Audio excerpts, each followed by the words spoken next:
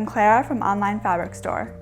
With the shibori folding technique, you can create geometric patterns like squares, triangles, and hexagons by simply folding the fabric in different ways. So let's get started.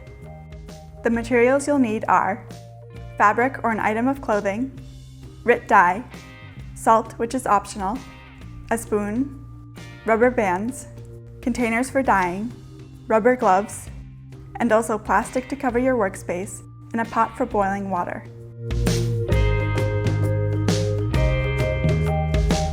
For best results, use a fabric made from natural fibers like cotton and pre-wash the fabric.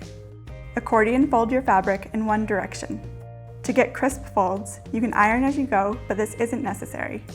The larger the folds, the bigger the pattern will be.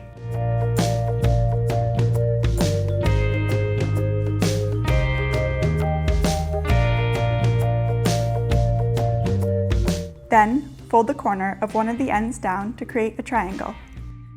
Accordion fold the triangle until you reach the end. By folding the fabric like an accordion, the dye will be able to reach all the edges of the fabric, which is what will create the pattern.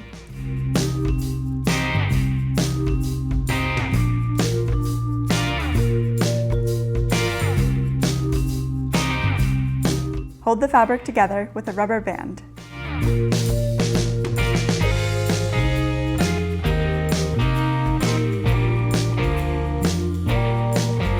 Make sure your workspace is covered with plastic or something to protect it from staining. Soak the fabric in warm water. For the dye bath, heat at least enough water to cover the fabric. With the water near boiling, pour it into a container. You can either submerge the whole piece or just dip the edges. I'm going to do both with 2 colors. Put on rubber gloves and add the dye, shaking it first. I'm using aquamarine RIT dye.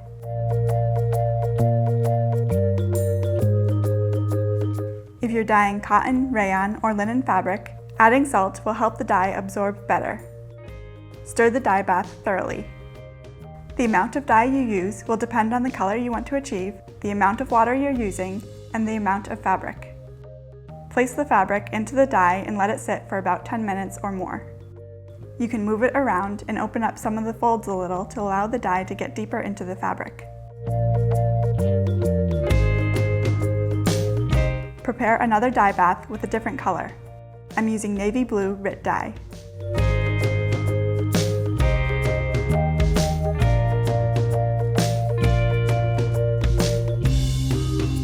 Take the fabric out of the first color and squeeze out the excess dye. Then, dip just the edges into the dye. You can also use different colors for each side or another color for the corners.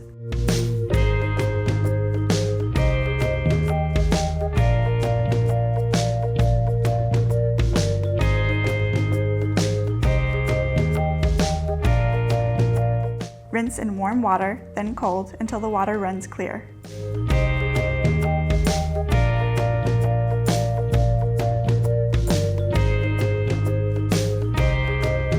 Machine wash on cold and dry. Try folding the fabric in other ways to create different patterns. You can also clamp flat objects to both sides of the fabric before dyeing. The area that's covered will stay white, adding another element to the pattern. Thanks for watching this OFS project.